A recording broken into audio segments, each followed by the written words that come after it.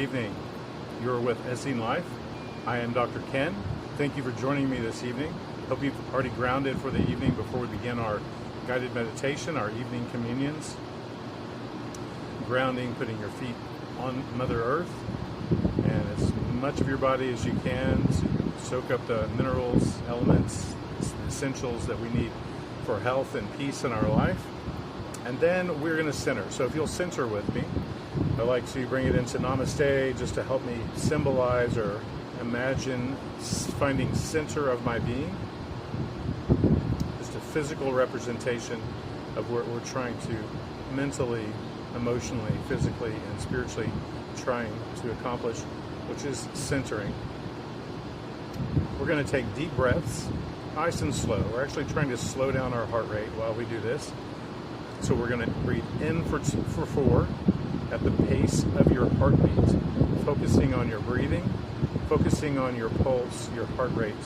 In for 4, hold for 2, keep your shoulders relaxed, everything should be relaxed, no tension in your body. Release for 6, hold for 2, in for 4, and continue the cycle. I encourage you to continue your deep breathing, trying to center through the guided meditation this evening. This evening it is the Tuesday PM Communion, Angel of Power. Our focal points this evening are our solar plexus chakra, which is our power center, and our third eye chakra, which is mind, intuition, awareness. So our communion this evening, our focus is power, or the angel of power, as the Essenes would say. The contemplative is stars. So we're trying to expand our consciousness, expand our will, expand our awareness out as far away from the planet as we possibly can. Just imagine yourself reaching, stretching your consciousness, your awareness, your sensibilities, your ability to sense the world around you out as far as you possibly can. So we're contemplating the stars, and the fourth is the cosmic ocean of life.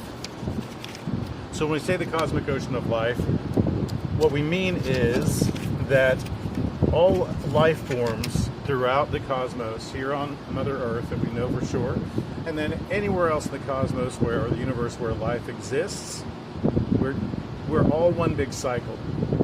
Even those that may be on other planets, we all are part of the biosphere. And we're trying to connect with all life forms that may possibly be out there. Now I say trying to connect, we're already connected to them. It's our mind that makes us feel separate, our self-awareness that makes us feel separate.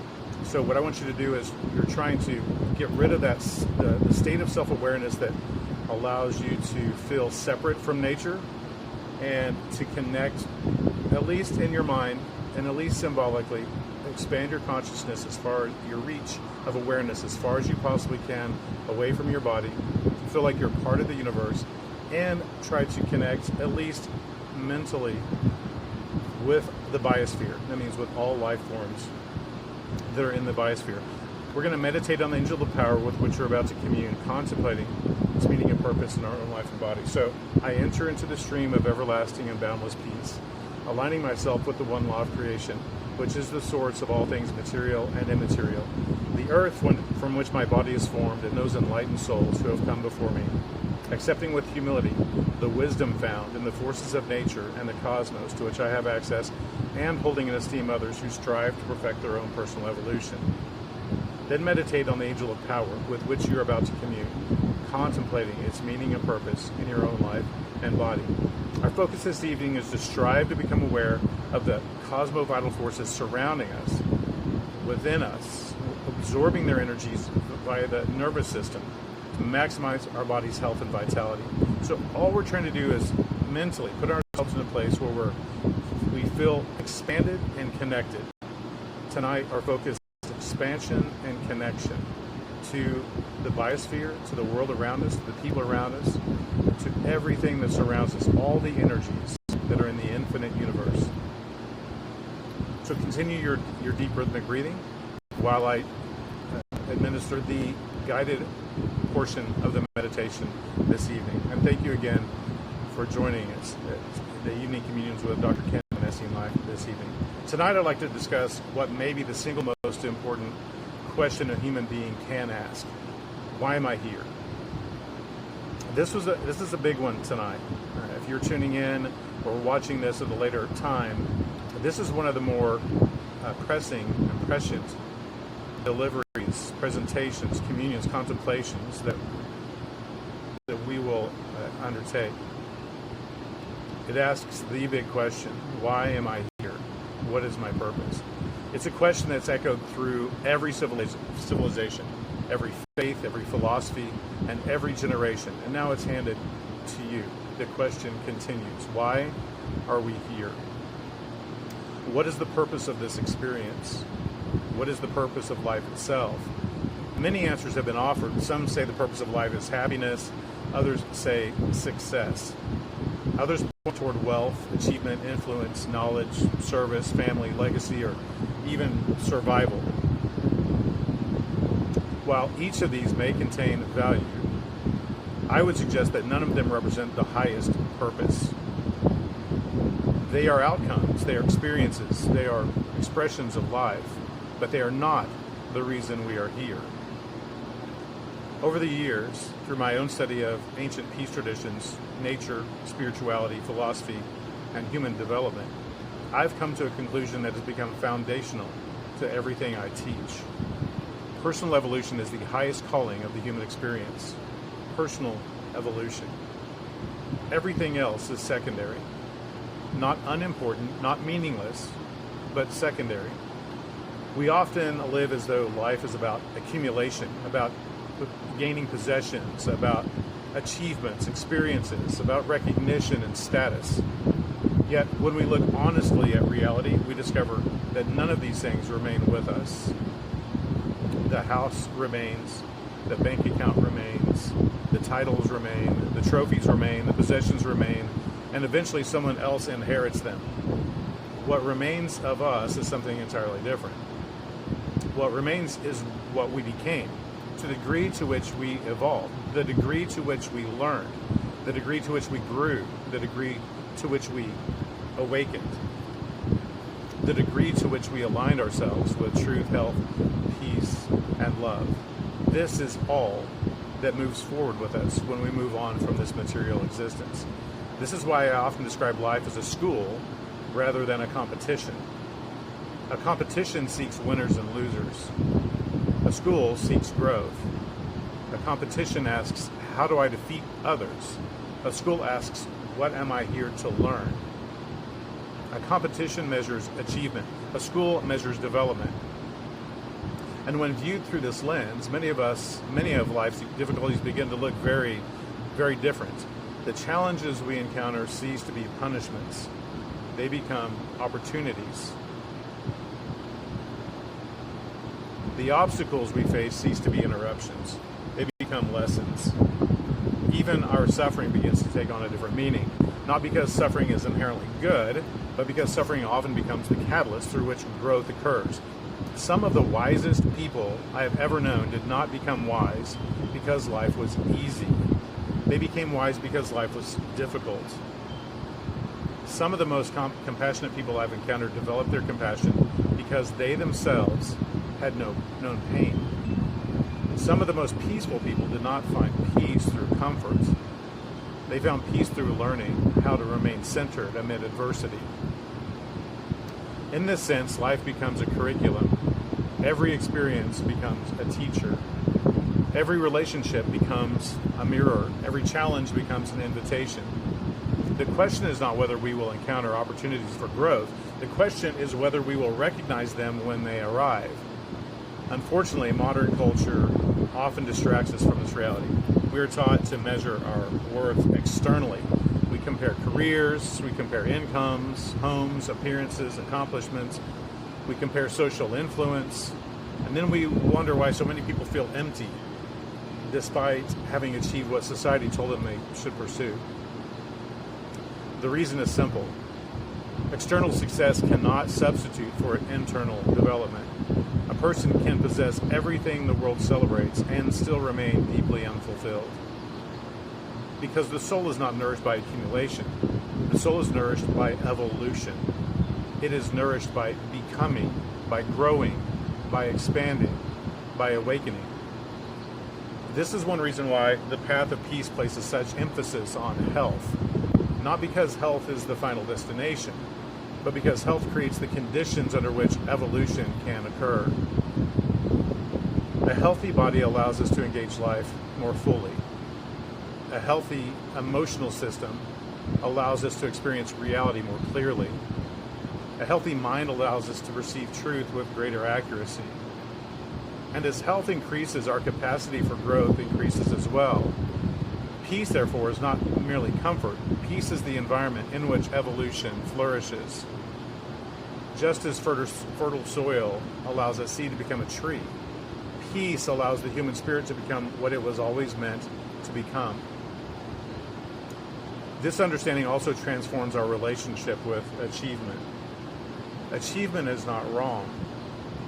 Success is not wrong. Creation is not wrong. Innovation is not wrong. In fact, these things can be beautiful expressions of personal evolution. The problem arises when they become the objective rather than the byproduct. When external accomplishments become the goal, we often sacrifice our health, our relationship, our integrity, and our peace in the pursuit of it. But when personal evolution becomes the goal, when personal evolution becomes the goal, we often sacrifice our health, let me back up and say it again. But when personal evolution becomes the goal, achievement naturally finds its proper place. And that's the crux of this evening's presentation. So I'm going to say it again. But when personal evolution becomes the goal, achievement naturally finds its proper place. It becomes a tool, a vehicle, an expression of growth, rather than a substitute for it. This is why I often encourage people to ask different questions. Instead of asking, how much can I acquire, ask, how much can I grow? Instead of asking, how successful can I become, ask, how healthy can I become? How loving can I become? How peaceful can I become? How aligned can I become? Because these are the qualities that endure. These are the qualities that transform every aspect of life. These are the qualities that elevate not only the individual, but everyone they encounter. Imagine a world in which personal evolution became humanity's primary objective. Imagine if education focused as much on wisdom as information. Imagine if success were measured as much by peace as by productivity. Imagine if leadership required emotional maturity. Imagine if progress were evaluated by health, harmony, and well-being, rather than consumption alone. The world would look very different. And yet this transformation does not begin with governments. It does not begin with institutions. It begins with society. It does not begin with society. It begins with individuals. It begins with each of us. It begins when we consciously choose growth over stagnation, awareness over ignorance, compassion over judgment, peace over fear, truth over convenience, evolution over accumulation. The ancient traditions understood this. The sages understood this. Nature itself demonstrates this peace endlessly. Everything in existence grows. Everything evolves. Everything moves toward greater expression of its potential. The seed becomes the tree. The child becomes the adult. The caterpillar becomes the butterfly. Life itself appears oriented toward growth. Why would humanity be any different? Perhaps we are not merely here to survive. Perhaps we are not here merely to accumulate. Perhaps we're not here merely to consume. Perhaps we are here to become healthier, to become wiser, to become more compassionate, to become more peaceful, to become more fully aligned with our highest nature. And if that is true, then personal evolution is not simply one goal among many. It is the highest calling, the central purpose around which all other purposes revolve. Everything else becomes secondary. not because it lacks value, but because its value is determined by whether it contributes to that growth. Tonight, I encourage you, here's the Dr. Kenn challenge. Until the next time I see you, tonight I encourage you to consider your own life through this lens. Ask yourself, who am I becoming? What is life trying to teach me? How am I evolving? Who am I becoming? What is life trying to teach me? And how am I evolving? What would it look like to place personal evolution at the center of my priorities? The answers may change everything. Until next time, may you grow in wisdom, deepen in peace, expand in love, and continue the extraordinary journey of becoming who you are always meant to be. These are the teachings of the ancients, timeless in origin, endless in application, intentional in thought, compassionate in word, mindful in deed, simple, innocent, sincere. Peace be with you.